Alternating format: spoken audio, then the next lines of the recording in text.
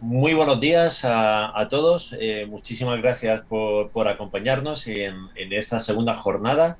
Hoy tenemos una mesa interesantísima en la que vamos a hablar de inversión, pero no de cualquier tipo de inversión, sino la inversión en el sector biosalud, que es un sector muy particular dentro de todo lo que es el sector empresarial. Tenemos un lujo de mesa total y absoluto.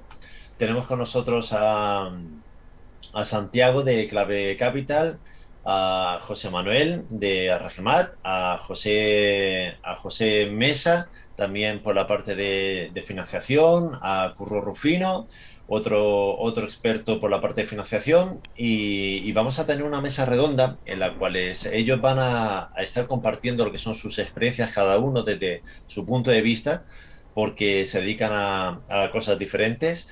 Y finalmente tendremos un poquito de debate, un poquito de mesa redonda. Os recuerdo que podéis dejar vuestras preguntas en el auditorio, en la parte de la derecha, en donde está el chat. Ahí podréis ir hablando y podréis ir transmitiendo todas vuestras inquietudes.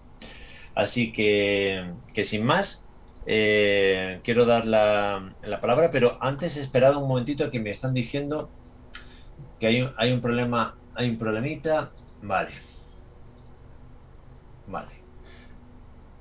Empezamos de nuevo porque YouTube había decidido que había dejado de emitir cosas del directo. Vamos a ver. Disculpadme que me acaban de avisar. Ahora sí. Bueno, empezamos de nuevo. Esto es Va. como la televisión en directo. Nada, nada. Ante todo, bienvenidos de nuevo a esta segunda jornada de MedInBio. Hoy vamos a empezar el día con una mesa interesantísima sobre la inversión en el sector biosalud, de la mano de 4 expertos, cada uno en un área diferente.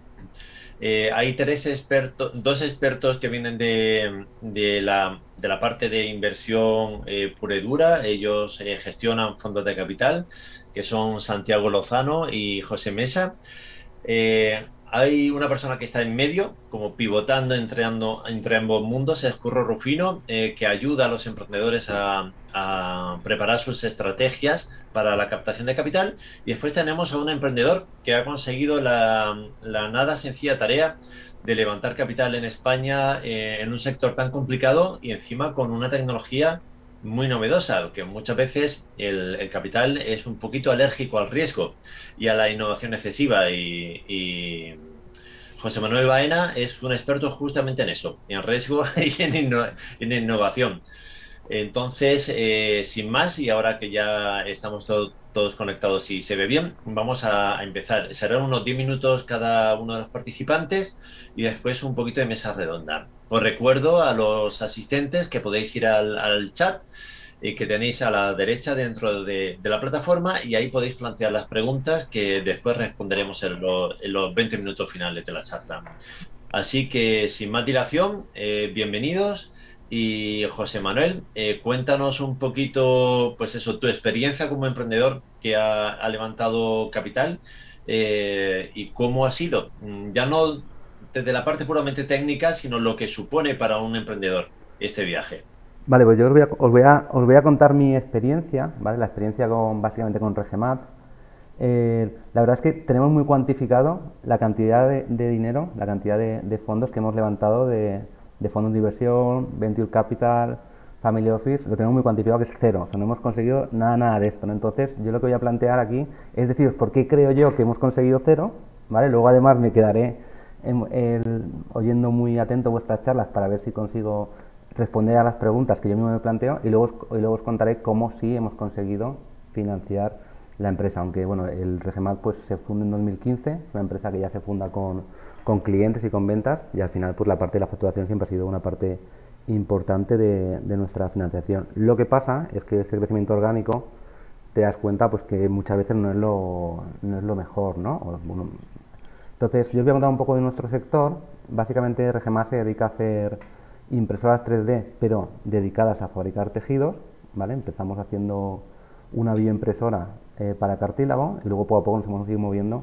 a la generación de equipos de biofabricación, de bioimpresoras y bioreactores para un amplio rango de tejidos, ¿vale? Nosotros, dentro de esta industria, que es la industria de la biofabricación, pues que a día de hoy, independientemente de los reports que hay, pues ya hay algún caso de éxito, entre comillas, porque hay alguna empresa que se ha hecho pública y tiene a día de hoy una valoración de 2.000 millones de euros. Ha habido 3 o 4 que salieron incluso después que nosotros, que ya han sido adquiridas, ¿no?, por 3D System, que también es otra empresa cotizada bastante grande, ¿no? Entonces es una industria que nosotros fuimos prácticamente los pioneros en la industria y que de verdad se ha desarrollado como una industria muy focalizada ahora mismo a lo que es el mundo de la investigación, ¿vale? En los próximos años, pues si todo va bien, iremos viendo más aplicaciones a nivel clínica, ¿vale? Nosotros a nivel empresa, pues empezamos, como dije, en 2015, empezó el proyecto de investigación, el proyecto de desarrollo empezó en 2011, ¿vale? Tras una colaboración con la Universidad de Granada, con lo cual RegMat, dentro de otra empresa que también tenemos en el grupo, que se llama Breca, que es una empresa más clínica, es una empresa que implanta dispositivos médicos en pacientes, ¿vale? O sea que también RegMat fue un caso de éxito en cuanto a colaboración público-privada, ¿vale?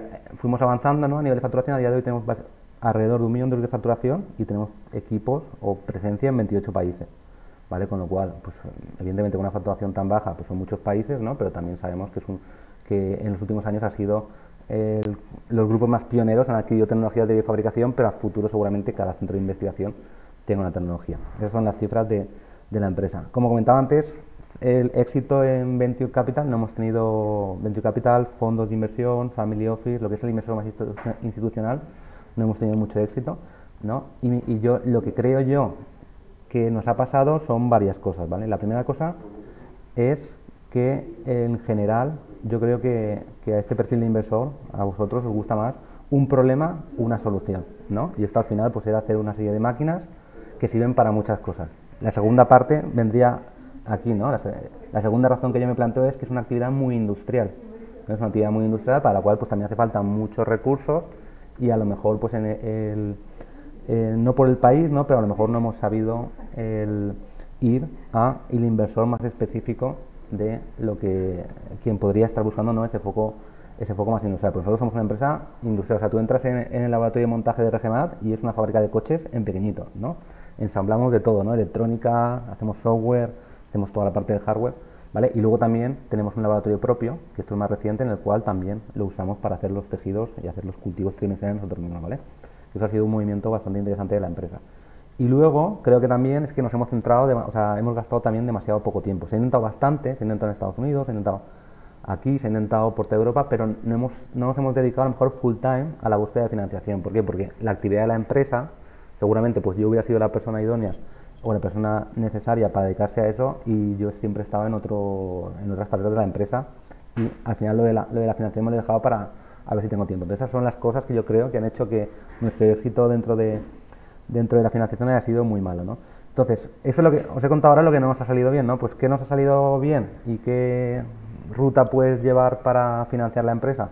Pues bueno, si quitamos lo que es las ventas, ¿no?, porque básicamente esto te dejaría un crecimiento orgánico, nosotros nos ha ido bastante bien lo que son los proyectos de I+D+I, ¿no?, tanto de la Unión Europea, no tanto de la Unión Europea, pero también hemos tenido algunos de la Unión Europea, como los de CETI y el Mineco, ¿vale? Parte mala, pues la carga administrativa muy alta, no te financia la red comercial, con lo cual la red comercial va a pulmón, lo cual pues si tu producto se vende, pues mejor que te financies, estos proyectos no suelen financiar la parte comercial, ¿vale? Préstamo a devolver, con lo cual pues al final llega un momento que lo vas teniendo que devolver, al final nosotros en general pues no estamos teniendo muchos problemas. Esto en general ha salido bastante bien, ¿no? Y hemos podido enlazar varios en los diferentes años y más o menos con eso nos hemos financiado. Luego otra cosa que nos ha salido bien también ha sido no tanto los amigos, porque al final la gente que ha entrado privada poniendo dinero han sido sobre todo gente que ha entrado a trabajar en la empresa, le ha gustado mucho la empresa por dentro y ha decidido pues poner ahorros suyos, ahorros de reunir amigos, ¿no? Y poner dinero y hacer las rondas a través de ese dinero, lo cual también pues son rondas pequeñitas, ¿no? Y luego ya el año pasado, y por lo que creo que nos habéis invitado, un poco más pensando en la promoción, aunque bueno, RegMat siempre ha sido una empresa que ha tenido bastante presencia principalmente en LinkedIn, ¿no?, porque nosotros LinkedIn lo empezamos a usar hace ya muchísimos años, por la parte de promoción y sobre todo para hacer algo más institucional con toda esa gente que a lo mejor no son inversores profesionales, pero que sí que por por cercanía al sector, porque son investigadores a lo mejor del campo de ingeniería tisular, que ha crecido muchísimo, por a lo mejor por un fin social, de decir, no, es que a mí me interesa invertir en algo que pueda llegar, o simplemente por el potencial. El año pasado hicimos una ronda de equity crowdfunding, que dentro de los diferentes tipos de crowdfunding que hay, el equity es uno, que básicamente lo que se transfiere al inversor son participaciones de la sociedad, ¿vale? Se hizo el año pasado, queríamos hacer una ronda relativamente pequeña, sobre todo para aumentar los fondos propios, para acceder a otra financiación, a préstamo un poco más institucional. Se planteó hacer 300.000 euros y al final pues la ronda se suscribió y se llegó casi a medio millón de euros dentro de la ronda, ¿vale? Se hizo a través de una plataforma que se llama Crowdcube, que es inglesa, ¿vale? Creo que fue la última empresa española que la hizo en libras, ¿no? Lo cual tampoco fue 100%. Entonces esto no salió bien. Entonces, ¿cómo veo el futuro? Bueno, pues al final, cosas buenas del crowdfunding, pues lo que comentaba antes, multinacionalidad, dispersión, gente a lo mejor, o sea, es más de persona que le gusta mucho tu sector, ¿no? Persona que incluso trabaja en el sector, un ingeniero que le gusta la bioimpresión. Tenemos a día de hoy una cantidad de ingenieros biomédicos saliendo de los másters, lo cual es bastante nuevo aquí en España, ¿no? Y aparte 80% son chicas, lo cual pues nos alegra también muchísimo, ¿no?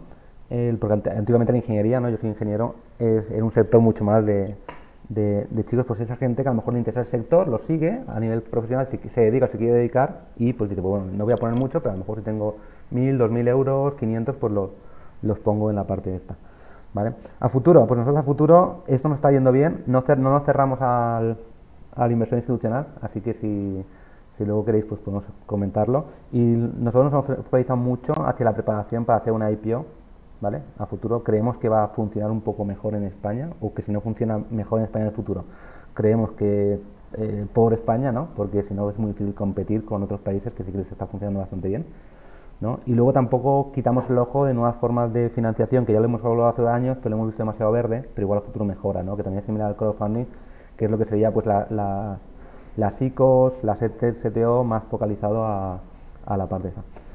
Termino mi presentación, me ajusta el tiempo y nada, muchas gracias por invitarme y un placer compartir la mesa con gente que está tantos años en el sector. Pues muchísimas gracias, José Manuel. La verdad es que recuerda un poquito a la historia casi de Arduino, pero más complejo todavía, ¿no? En el sentido que son los fans y la comunidad, ¿no? La comunidad alrededor de una tecnología la que puede hacer crecer una empresa. Yo, de hecho, soy microinversor vuestro porque me encanta lo que haces. O sea que, pues, damos paso al siguiente ponente. Así que, Curro, por favor. Curro, tienes que activar el micro. ¿Ahora? ¿Ya Sí. está? Sí. Bueno, hola a todos, gracias. Yo encadeno con mi anterior compañero y estoy más especializado en capital expansión. Cuando las compañías salen de la etapa de Venture Capital, que ya que han tomado ya los primeros socios, los primeros aliados y tienen ya el proyecto ya marchando, es importante el eslabón del capital expansión, que es un capital que va a ayudar a cumplir las metas de las compañías y que está enfocado con esa entrada de dinero, qué más proyecciones podemos alcanzar y qué proyectos podemos ir incorporando para ir consolidando la compañía, ¿no? Tiene que haber cierto track record para que este capital llegue y después tiene que tener unas proyecciones muy creíbles con unas valoraciones que tengan una perspectiva muy sólida, ¿no? Entonces, bueno, yo soy empresario, fui empresario, vendí mi empresa hace 4 años y de modo que viví el proceso de captación de capital. Me vi con unos socios suecos y noruegos en una compañía del sector educativo, no era de salud, pero el procedimiento se repite una y otra vez. Y estando en el sector educativo me vi obligado a sustituir a unos socios extranjeros que querían salir y entonces tuve que hacer ronda de capital.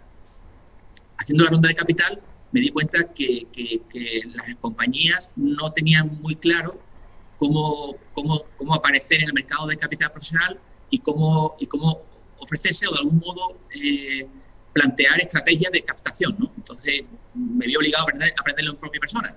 Como me salió bien el asunto, pues digo, pues a partir de aquí, una vez vendida mi compañía y salido bien resuelta, pues digo, bueno, me encantaría poder replicar esto en más empresas, ¿no? Estoy enfocado en Andalucía y lo que hago ahora mismo, sobre todo, es, además de tener un pool de inversores en nuestra cartera con estrategias de inversión en esa tipología de capital expansión, lo que estoy evidentemente haciendo aquí en la zona que me compete, que es Andalucía, es ayudando a las compañías a configurar estrategias para captar ese capital, digamos, profesionalizando un poquito todo lo que es la estructura de la compañía y los objetivos de la captación. Y esto viene de unas proyecciones que hay que hacer en primera instancia, donde tengamos sobre todo dos patas, una que sería cómo va la compañía, crecimiento orgánico, al ritmo que vamos, lo que somos capaces de conseguir, metas que sean creíbles, entonces eso lo proyectamos sin entrada de socios, y después hay que hacer un segundo escenario que sería, si me entra capital, esa proyección a dónde llegaría, qué metas puedo cumplir. En segundo lugar, de esas proyecciones, alineadas en las dos, con entrada de capital y sin entrada de capital, aparecen unos valores de compañía, ¿no? Es decir, ya la compañía, yo puedo aplicar una serie de fórmulas y de cálculos que realiza el sector de capital, que me va a hacer a mí, como empresario, cuando yo le presente a él la propuesta de inversión. Entonces, como él me va a hacer a mí el capital profesional, que es el que yo me dedico, ese capital profesional te va a hacer una serie de cálculos de tus proyecciones y una serie de tasas de descuento, te va a aplicar una serie de criterios de capital profesional. Yo lo que le digo a las empresas, haga usted estos ejercicios con carácter previo para después, cuando va a ir a esas negociaciones, tenga usted ya los criterios bien estudiados y bien planteados, por lo menos sólidos, y con respuestas a las cuestiones que van a aparecer, porque siempre cuando habla de proyecciones pues aparecen dudas y aparecen siempre, entre comillas, riesgos y cosas que tienen que ser muy sólidas, ¿no? Con ese cálculo de valor de la empresa, igualmente en los dos escenarios, tanto con entrada de capital como sin entrada de capital, ya aparece un valor de compañía y aparece con ese valor, aparece que estamos dispuestos a ofrecer a cambio de qué capital. Es decir, no podemos ir al mercado de capital, yo lo hice y fallé en los primeros momentos, es sin tener muy claro qué vale lo que tengo entre manos, es decir, qué vale mi compañía hoy y cuánto estoy dispuesto a dar a cambio de determinado capital, ¿no? Entonces, ese ejercicio de reflexión es muy importante, porque no podemos ir al mercado de capital con una estrategia dispersa o con estrategias donde valgan diferentes escenarios, como puede ser deuda, todo deuda capital, más capital menos deuda, o cuánto estoy dispuesto a ofrecer. Es decir, todo eso sale del ejercicio que hemos hecho antes, el capítulo 2, el capítulo 1 que está aquí en el one page, ¿no? Cuando yo tengo esa estrategia de capital ya definida, concretada, la tengo bien documentada, pues pasamos a la etapa final de cómo nos dirigimos al mercado profesional y cómo somos capaces de, en ese, llamémosle simplemente baile donde aparecen candidatos a aliarse, a matrimonios, a gente que va a traer su dinero a mi empresa, a mi proyecto, y cómo soy capaz de captar su atención y convencerle, o entre comillas, tener éxito en esa ronda, ¿no? Entonces, como yo ya he trabajado en el capítulo 1 y el capítulo 2, este último capítulo, tercer capítulo ya, que es, digamos, la consecución de los objetivos, pues ya lo tengo bastante sólido, bastante argumentado. En esa ronda de capital después nos hablará Santiago Lozano, más específicamente de cómo interpretan ellos esos criterios y cuáles son sus rangos y sus medidas y cómo ven esas valoraciones. Pues nosotros ya hemos ido ahí con esas mismas tareas que nos va a hacer el capital profesional. Yo ya me las tengo estudiadas y tengo claro mis proyecciones, tengo claro los valores que quiero. Eso ya forma parte, digamos, de una especie de, como no de consejos, pero sí de recomendaciones sólidas que nos va a dar, de algún modo, más capacidad de discutir o defender nuestros planteamientos, ¿no? Y bueno, en esa última ronda de capital ha habido que elaborar una infomemo, que es un resumen de la compañía, del track record que tenga, de las proyecciones que hemos pintado, cómo se sujetan esas proyecciones, cómo se sostienen, cómo el empresario o el equipo que está liderando el proyecto cómo va a conseguir esos objetivos, y con eso bien pintado y bien hecho en esa infomemo se pasa a reducir a un documento final que se llama teaser, que yo siempre recomiendo a los empresarios hágase ciego, porque realmente en las primeras rondas de capital se van a lanzar al mercado de una forma muy abierta, porque puede haber diferentes candidatos, ¿no? Entonces, no está muy claro quién va a ser los interesados, pero hay muchas estrategias de capital y hay que, de algún modo, llamarlas, ¿no? Entonces, yo diría siempre, pónganse ustedes en manos de profesionales, porque ese proceso es un proceso largo y es un proceso que requiere muchas explicaciones y muchas aclaraciones, ¿no? Si los empresarios y el equipo directivo se pone a gestionar la ronda de capital en primera persona, pues se va a ver expuesto y se va a ver de algún modo con mucha sobrecarga de trabajo y de presión para dar información, para dar explicaciones y aclaraciones, ¿no? Si esto lo haces en manos de despachos profesionales o de gente que tienen ese lenguaje ya y tienen ya esa coordinación con los profesionales del capital, pues yo creo que eso va a ayudar. Entonces, con estos ingredientes en esa ronda de capital, cuando yo he elaborado el teaser ciego que proviene del paso 1, proyecciones, paso 2, valoraciones de la compañía, y paso 3, infomemo, extraigo 3-4 páginas donde identifico el proyecto y identifico los objetivos de la captación. Digo, quiero 2 millones a cambio de X% de capital y a cambio de un asiento en el consejo, de un control negativo, en fin, ahí aparecen un montón de condicionantes relativos al órgano de gobierno y relativos a una serie de asuntos, digamos, mercantiles, asuntos jurídicos que son muy importantes. Porque cuando hablamos de capital expansión, hablamos de inversiones por encima de 1 millón de euros. Entonces, de 1 millón de euros a 10, a 15, a 20, también puede ser 2, puede ser 3, es decir, que es ya unos rangos importantes, es unos compromisos importantes, y ahí hay que tener muy presente todo lo que va a rodear a ese nuevo socio, ¿no? Y eso hay que tenerlo muy clarito.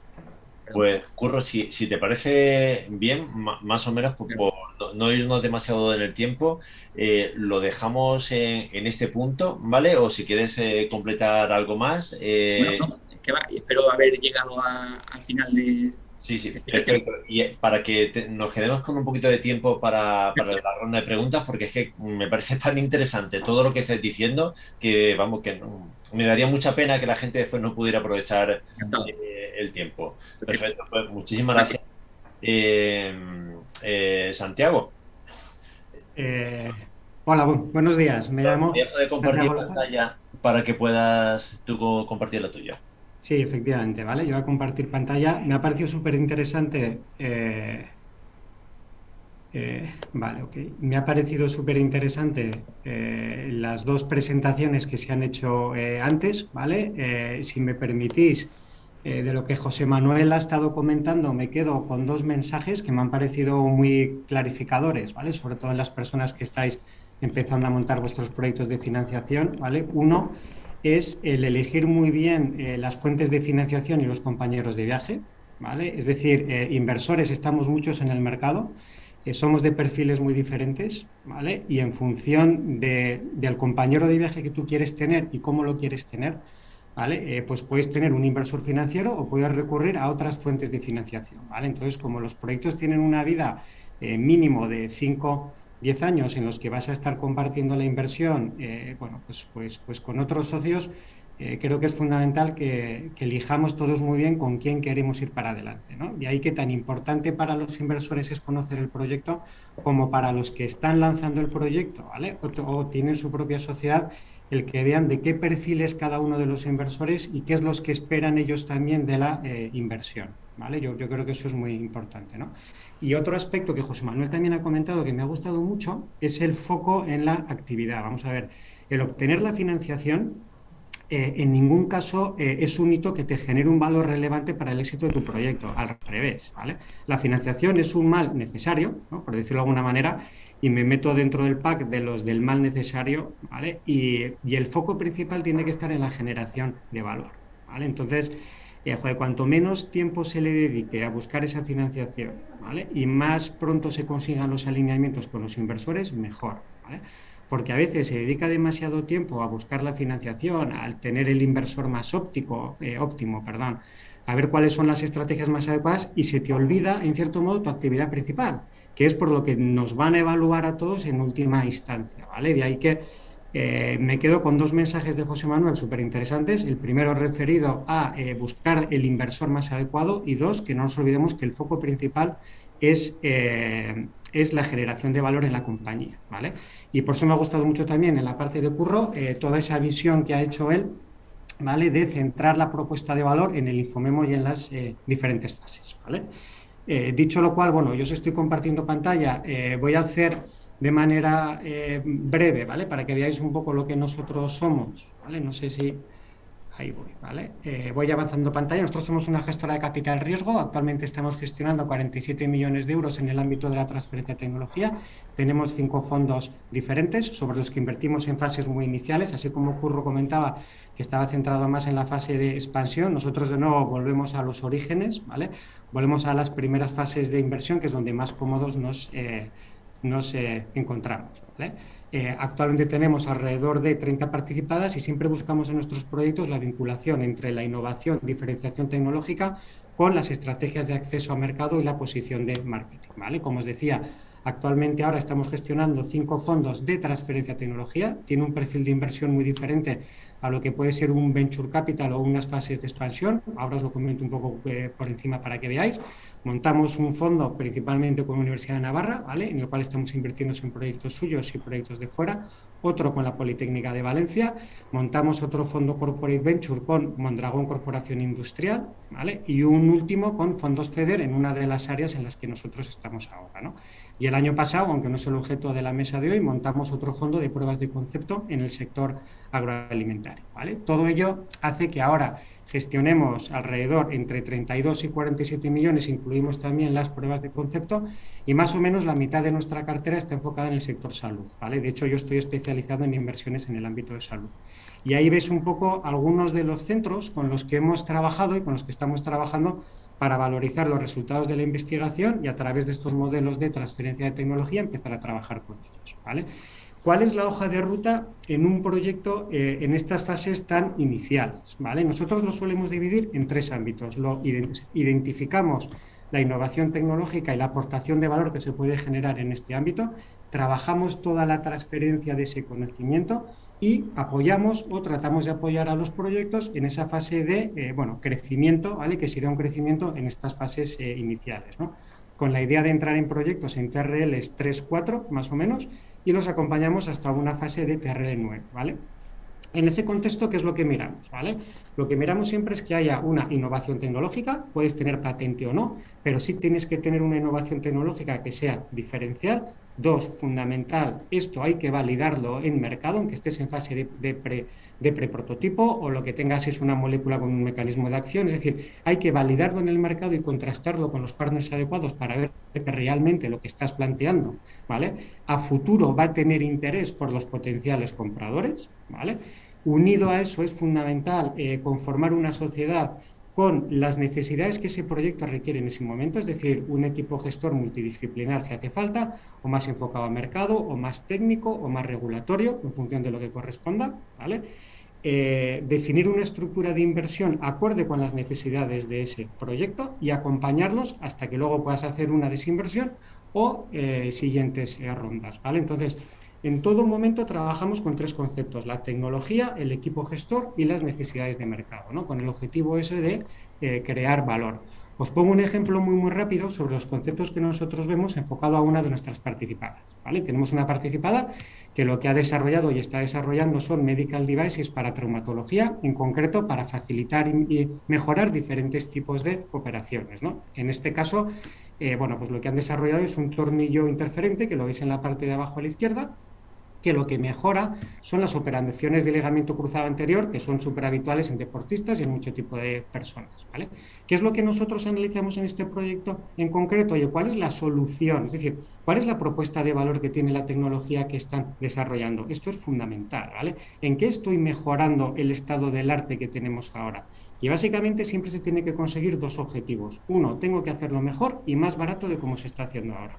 Igual que en cualquier otra actividad industrial, ¿vale? De ahí que, y con eso poder definir, oye, cómo de cerca o de lejos estoy de un producto mínimo viable para poderlo hacer, ¿vale? Eso luego siempre hay que analizarlo desde el punto de vista del mercado y de los competidores, ¿vale? ¿Cuáles son las ventajas que estoy aportando? ¿Vale? ¿Qué validaciones tengo, como os decía? ¿Cuál es mi estrategia de acceso al mercado? Aunque no la haga en la fase 0, sí que tengo que tenerla muy bien enfocada, porque luego me voy a encontrar con ella y cuando haga las siguientes rondas de financiación, tengo que tener muy claro qué es lo que me van a pedir. De ahí que desde el momento 0 se analice de manera adecuada toda la cadena de valor que se va a generar durante los próximos 3, 4, 5 años es fundamental, ¿vale? El equipo. En estas fases es muy importante dimensionar qué equipo requiero en cada contexto, ¿vale? Es decir, en las fases iniciales necesitaré gente mucho más técnica y de regulatorio. Por supuesto, tengo que ir culebreando en acciones pre-marketing, pero el desarrollador de negocio probablemente no es la persona que necesite en ese momento. Pero sí tengo que tener mi roadmap montado para ver en cada momento qué perfil de personas voy a ir necesitando, ¿vale? El plan de negocio tiene que ser creíble, no tiene sentido en el año 0 hacer un planteamiento de cuánto voy a vender en el año 4 o 5, o, dicho de otra manera, por cuánto voy a licenciar en una fase 1 o en fase 2, ¿vale? Tanto el terapéutico o el diagnóstico o el fármaco que esté desarrollando, sino sí identificar a quién le puede interesar en ese momento, ¿vale? Y qué es lo que esos que luego me van a pagar por ello pueden buscar en ese momento. Ese es el mejor análisis que se puede hacer de un plan de negocio, ¿no? Y en último lugar, definir bien cuáles son las necesidades financieras que el proyecto puede requerir, ¿no? Entonces, entrando un poquito más en detalle, pues tampoco tenemos mucho tiempo, ¿no? Y luego así abrimos el debate. Hay dos cosas que nosotros miramos por encima de todo, ¿vale? Uno, la fase de desarrollo en la que se encuentra el producto y qué es lo que tenemos que hacer. Y dos, ¿vale? Esa estrategia de acceso al mercado y qué es lo que me va a pedir en ese momento, ¿vale? El mercado, ¿vale? Es decir, el grado de desarrollo, los hitos tecnológicos, la situación de la IP y el proceso regulatorio. Siempre pensando en dos cosas. Uno, voy a tener que hacer más rondas de financiación más adelante, uno. Y dos, tengo que acabar al final desinvirtiendo, ¿no? Por lo tanto, todo se centra en tres círculos que deben converger, ¿vale? Cuando estamos hablando de un proyecto de salud. Oye, ¿cómo de seguro es lo que estoy haciendo? ¿Cómo de eficaz es lo que estoy haciendo? ¿Y cuál es mi propuesta de valor comercial para generar el valor suficiente de lo que terceros puedan creer, ¿vale? Eso, que es la identificación de los riesgos, se traslada en cómo gestionamos esos riesgos, ¿vale? Y ahí es donde os he puesto una serie de aspectos que para nosotros es fundamental, ¿vale? Que vienen a ser, oye, tenemos que identificar nuestros partners tecnológicos adecuados. Esto no va de ir solo por la vida, siempre hay que ir acompañados y hay que buscar a los partners adecuados, tanto a nivel de desarrollo como, me da igual que lo llamemos Key Opinion Leaders o los de la praxis clínica, ¿vale? Que nos puedan aportar sobre cómo llegar a ese mercado. El proceso regulatorio es un mal necesario también que todos tenemos que pasar, pero depende cómo lo enfoques, te puede ayudar para hacer gestiones pre-marketing y posicionarte de forma adelantada en el mercado, ¿vale? Y siempre hay que contar con los partners adecuados para salir al mercado. Muy importante, los coinversores y los inversores y la estructura de financiación que puedas montar, como Curro decía, ¿vale? En el caso de que quieras contar con socios de equity, a mí me gusta siempre trabajar en estrategias, recursos dilutivos y no dilutivos para dimensionar los riesgos y poder llegar a esos puntos, ¿vale? Y siempre pensar que estos proyectos no los montas para tu entorno cercano, sino que probablemente tu comprador va a estar fuera, ¿vale? Y no me extiendo más. Perfecto. Me ha resultado interesantísima, pero se nota cuando alguien tiene la visión global de proyecto, que yo creo que muchas veces es el principal valor que puede aportar un fondo, es alguien que está mirando tu proyecto dentro de 5 años, porque tú como emprendedor muchas veces estás apagando fuegos, y tener a alguien a tu lado que tiene muy claro dónde quiere llegar, porque es que es su trabajo, la desinversión, esa salida, y que te va acompañando y tiene esa visión global en todo momento, me parece fundamental. Pues, José, es tu turno. José Mesa de Alta Lab Science y con un recorrido en otros Venture Capital en el pasado de lo más interesante. Por favor. Gracias. Gracias por la invitación, ¿no? Encantado de estar con vosotros. Me presento, José Mesa, partner de Alta. Tengo formación científica y financiera. Pasé por la industria farmacéutica y luego acabé en Venture Capital durante muchos años en Caixa Capital Risk, dirigiendo todo el área de ciencias de la vida, y ahora desde hace 2 años en Alta. En Alta lo que tenemos es un fondo de capital riesgo enfocado en healthcare, con 80 millones bajo gestión, multisectorial dentro de healthcare, es decir, hacemos inversiones en terapia, en diagnóstico, en devices y incluso en digital hemos hecho alguna inversión. En un ámbito multi-stage no hacemos tech transfer, eso ya es muy early, y tampoco hacemos un growth capital, ¿no? Ya con empresas tan maduras, pero sí que podemos hacer empresas muy tempranas, hablando de terapéuticos, ¿no? Pues que estén en preclínica, que estén a 1 año o 2 años de entrada clínica, o incluso hacer compañías que estén en fase 3, haciendo una pre-IPO y que podamos colarnos en ese caso en un huequecito del deal. Principalmente invertimos en España, aunque tenemos varias empresas fuera de España, en Europa, pero nuestro foco es fundamentalmente el 80% del fondo está dedicado para España. Invertimos entre 3 y 8 millones por compañía en el total de la vida de la compañía, aunque empezamos invirtiendo entre 1 y 3, dependiendo un poco del sector y de la madurez de esa compañía. Y una de las cosas, la verdad es que con los ponentes anteriores hemos cubierto muy bien cuál es la dinámica de un emprendedor y cómo lo ven los inversores desde fuera. O sea que me gustaría dar unas pinceladas más de qué es el Venture Capital y por qué a veces tiene determinados comportamientos, y puede pasar que empresas que pintan bien, que tienen una buena ciencia y que tienen un buen equipo detrás, pues no consiguen esa financiación como hemos escuchado, ¿no?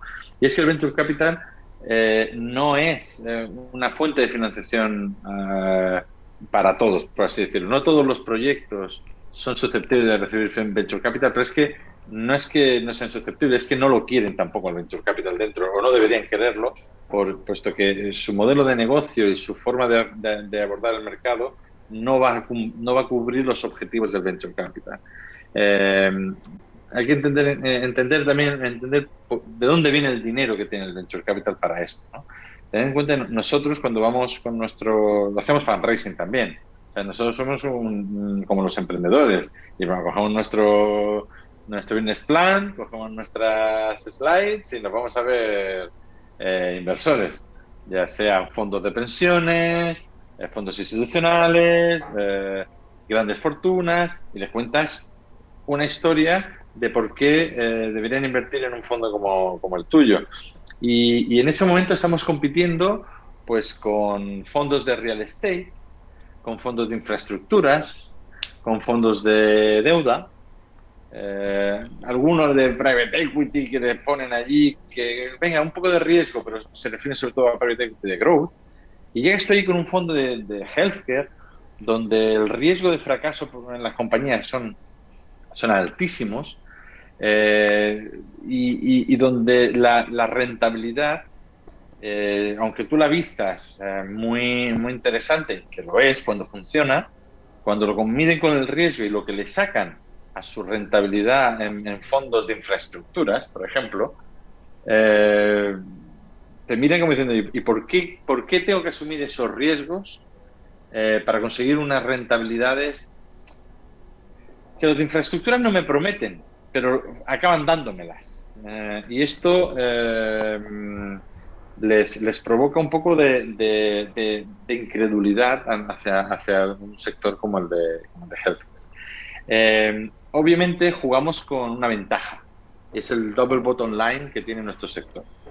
Nuestro sector, cuando una empresa tiene éxito, no solo tiene un éxito financiero de retorno de cualquier TIR o cualquier múltiplo que consigamos, sino que además puedes enseñar pacientes que se benefician de nuestra tecnología o de nuestro nuevo fármaco. O sea, ese sector Esto no lo puede dar ningún otro sector. Tú puedes vender muy bien, que además de hacer dinero, estás generando un impacto social y directo en personas que lo necesitan, que ningún otro sector puede vender con tanta facilidad, porque no es tan directo, ¿no? Entonces, gracias a esto, muchas veces, pues puedes competir. Entonces, ¿qué pasa? Que compites, pero te exigen una rentabilidad. Te dicen, no, yo es que si me vas a multiplicar el dinero por 2 o por 3, vale, ok, pero tampoco se emocionan.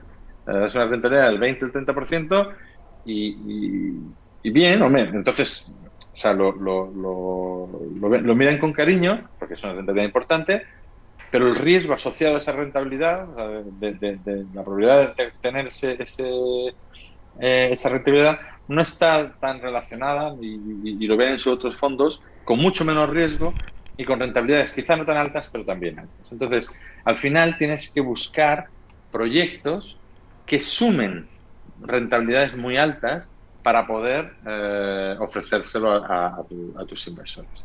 Esto quiere decir que tú buscas proyectos que en los que tarden poco sea 3 años y los que tarden mucho sean 7 años, más se te escapa del tiempo que te dan esos inversores para que tú hagas esa rentabilidad, que entre 3 y 7 años tú seas capaz de multiplicar por 5 o por 10 el valor de tu inversión.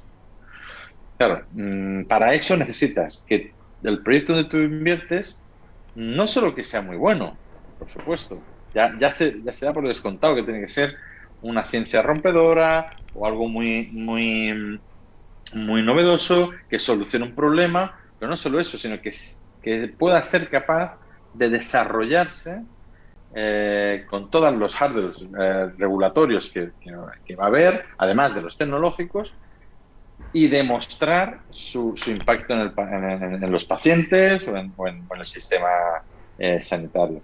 Esto hace que no todos los proyectos cumplen esto, porque necesitan de una madurez mayor, porque necesitan de más tiempo para ir penetrando mercados, y no hay este tiempo. Entonces, tú me planteas, no, voy a hacer un sistema de diagnóstico que poco a poco va a ir cogiendo mercado y para dentro de 5 o 6 años estaremos facturando X y para dentro de 7 o 10 años ya sí que podremos hacer esos números de por 10 y esto realmente no le encaja a un venture capital. ¿Es negocio? Por supuesto que es negocio. ¿Es un negocio interesante? Por supuesto es un negocio interesante. Y hay que buscar el socio adecuado para ese tipo de negocio. Hay que buscar socios más pacientes, con menos urgencia en la rentabilidad, y que quizá incluso te puedan ayudar a hacer ese crecimiento. Socios industriales, socios o partners que no sean directamente socios industriales, pero que aportan a tu negocio, o que le aportas tu negocio, le aporta a ellos, ¿no? Entonces, es muy interesante, es muy importante. Por eso, y paro ya porque lo tengo controlado y voy a 9 minutos, o sea que tenéis siempre en cuenta esto, o sea, el encaje del proyecto con el inversor con el que hables. Pues... Y a partir de aquí ya podemos hablar de todo lo que interesa de verdad a la audiencia, que es lo que cuenta. Muchísimas gracias. Igual, súper interesante, y lo que has dicho es clave. No todos los proyectos, aunque sean buenos, son invertibles. Y esto desde fuera se tarda en comprender por las razones que has comentado y por otras muchas. Muchas veces un proyecto no tiene el cap table que debería tener, ¿vale? Para permitir que el capital entre sin miedo, ¿vale? O ha ido demasiado lento durante mucho tiempo, y es lo que tú has comentado, el factor velocidad que muchas veces se va buscando, o está en un mercado cuya regulación asusta, o no se hizo bien en el comienzo algo relacionado con la estrategia de capital intelectual, de propiedad intelectual, y eso ahora es una rémora que asusta un poquito al capital. En fin, hay muchos factores que convierten un proyecto fantástico, no invertible. Y esto no se comprende hasta que uno no se acerca un poquito más a este mundo. Hay algunas preguntas muy interesantes que vamos a empezar con ellas. A ver, la primera sería para José Manuel Baena. Es de forma más o menos breve, porque vamos, Rubulín. ¿Qué harías, José Manuel, diferente respecto al tema inversión si empezaras ahora? Estás con el micrófono apagado. ¿Qué haría diferente? Bueno, pues el, haría algunas cosas diferentes. Depende, también es un poco o sea, la decisión de montar un proyecto empresarial en una localización u otra, para mí es multifactorial, ¿no? Para mí entra también, por un lado estaría el principal sería que puedas estar cerca de tus clientes, sobre todo al principio, que puedas coger el talento, ¿no?, que necesitas de forma, o sea, si yo quiero montar una empresa de coches, pues seguramente si la monto al lado de donde hay una industria asentada de coches, voy a tener el ingeniero que me vaya a hacer el chasis de eso, pues el bueno va a estar ahí, ¿no? Y luego también es importante la parte de financiación, y luego ya está otras cosas más personales, ¿no?, que son que tú quieras a lo mejor aportar a tu país, o que incluso porque... Pero la pregunta era desde el punto de vista de inversión. Sí, O sea, voy a eso, quería perdonar que... Entonces, creo que hubiera hecho diferente el emplazamiento de la empresa, lo hubiera puesto en otro sitio. Vale, lo hubiera puesto en otro sitio, solamente fuera de España, en el cual pues tuviéramos más... Se puso en Granada en su día, pues porque el perfil de usuario de las bioimpresoras pues sí que hay bastante aquí en Granada, y a nivel la parte bio consigue bastante. Luego otra cosa es conseguir buena ingeniería, ¿no? Ingeniería más mecánica, ¿no? El software Granada es un gran sitio, ¿no? Entonces yo creo que lo que haría diferente es definir todo esto muy bien, y ya que al final vas a dedicar muchos años de tu vida a una cosa, la parte, si no tienes ningún tipo de necesidad de estar en un sitio, me hubiera ido a otro sitio a conseguir financiación, ¿vale? Pues muchísimas gracias. La verdad es que no siempre lo que uno espera escuchar es lo que escucha, pero desde luego es lo que necesita escuchar. Perfecto. Pregunta para Curro. ¿En qué momento crees que tiene sentido acudir a buscar capital para un proyecto del sector USA? Bueno, yo creo que los compañeros de la mesa que están más en las primeras etapas de semilla, de Venture Capital, es que depende, ¿no? Sin duda, yo estaba acompañado, como decía antes José y como decía Santi, estaba acompañado desde el primer momento de aliados profesionales que te van a cubrir la etapa financiera, que además te van a validar tus proyecciones. Yo creo que es muy interesante, porque uno solo, al final, remando, pues la verdad que cuesta muchísimo. Entonces, si eres capaz de captar la atención de esos ventures, de esa gente que tienen capital justamente para ayudar a esas iniciativas, yo te diría que yo empezaría bastante pronto, muy pronto. De hecho, es una de las formas por las que tú vas a validar también tus proyecciones y tu negocio. Te van a dar ahí una lectura profesional que es muy interesante.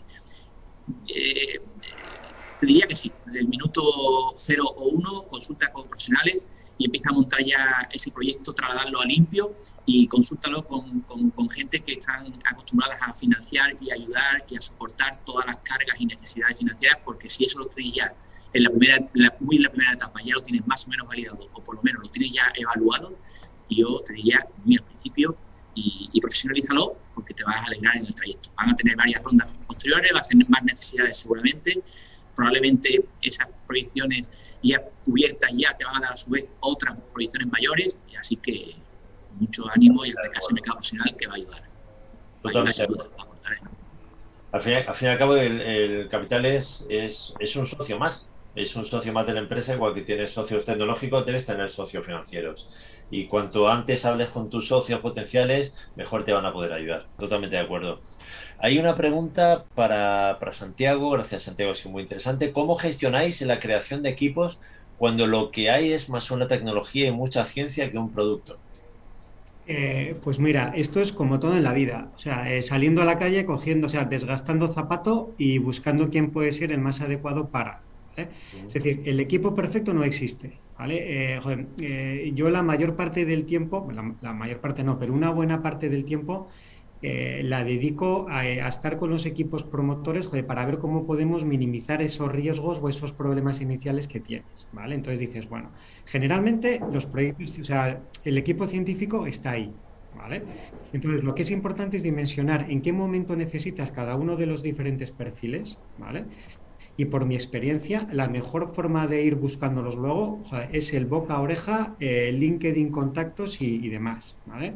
No sé qué pensaréis los demás que estáis aquí compartiendo mesa, pero joder, cada vez que yo he utilizado a nivel nacional, quiero decir, cada vez que yo he utilizado un proceso de selección más ordenado y organizado, joder, no sé, a lo mejor es porque no he dado con los partners adecuados, ¿vale? Pero no he conseguido grandes ventajas para, ¿vale?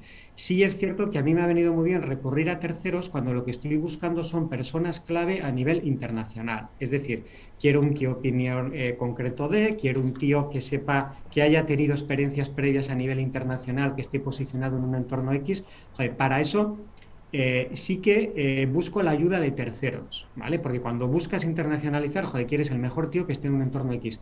No hablo tecnológico, porque generalmente los tecnólogos, como los médicos y los científicos, joder, gracias a Dios se conocen todos entre ellos, ¿vale? Para lo bueno y para lo malo. Entonces, sino más de acceso a mercado, ¿vale? Entonces, y luego lo que es muy importante es alinear los intereses entre lo que cada uno quiere, ¿vale? Que yo creo que lo hemos mencionado en diferentes entornos. Joder, hay que ver qué es lo que cada uno quiere y buscar los intereses para cada uno, ¿vale? Es decir, esto es un modelo muy egoísta, pero muy colaborador, ¿vale? Hay que respetar los intereses de cada uno, ¿vale? Cada uno tiene que hacer lo que sabe hacer, pero cada uno tiene que tener su hueco en los proyectos.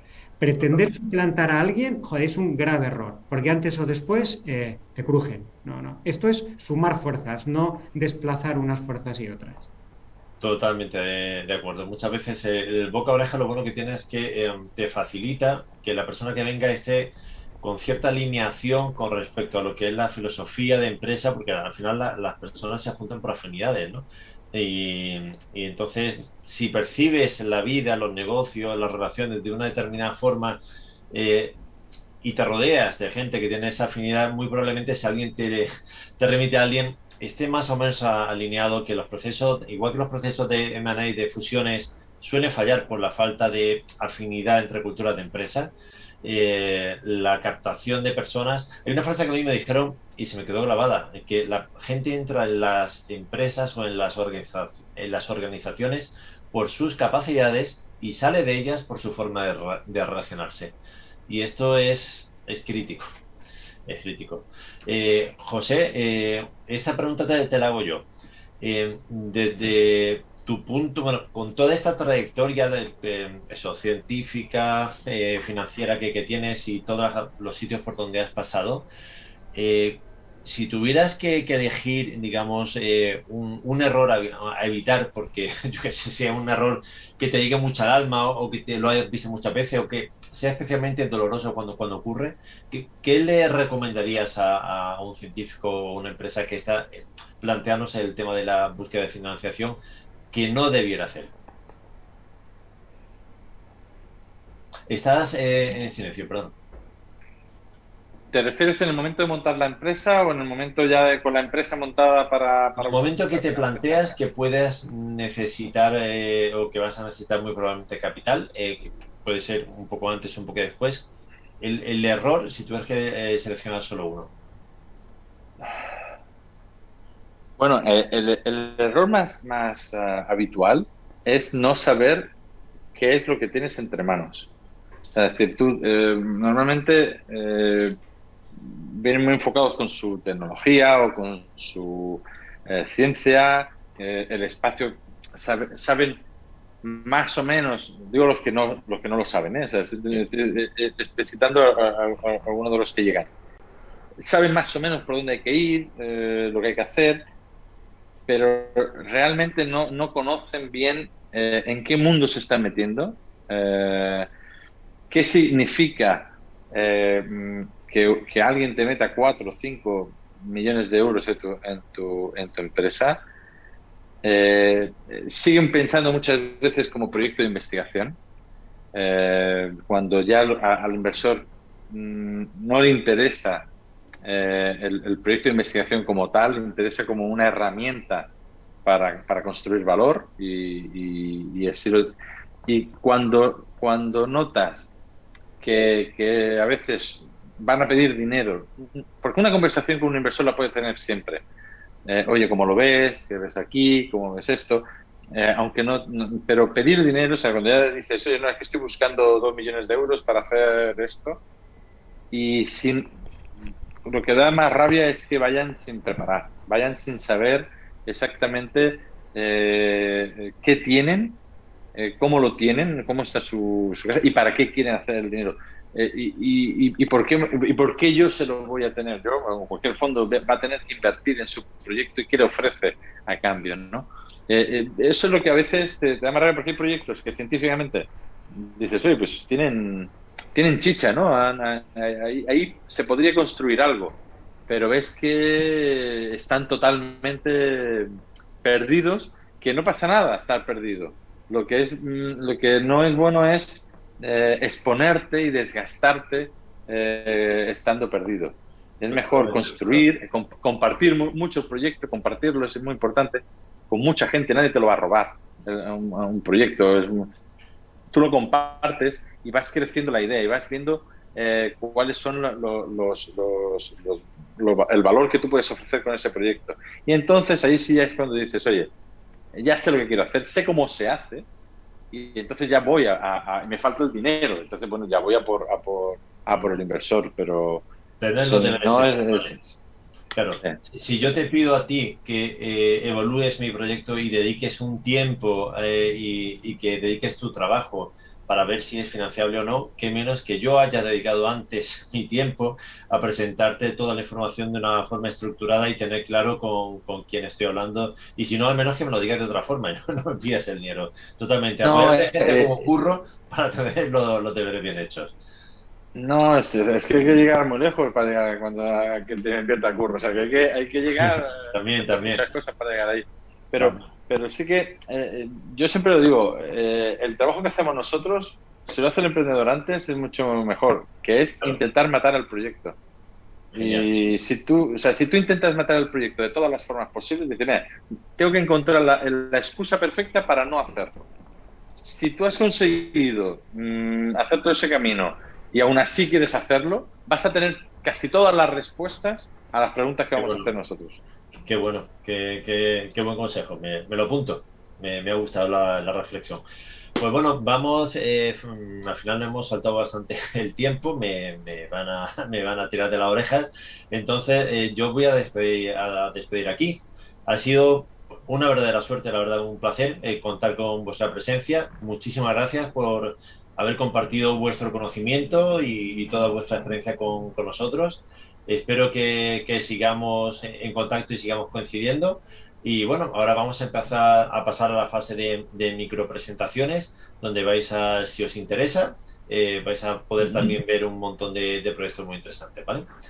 Pues... Perfecto. Muchas gracias. Muchísimas gracias. Muchas gracias a todos. Gracias, un placer. Hasta luego. Vosotros.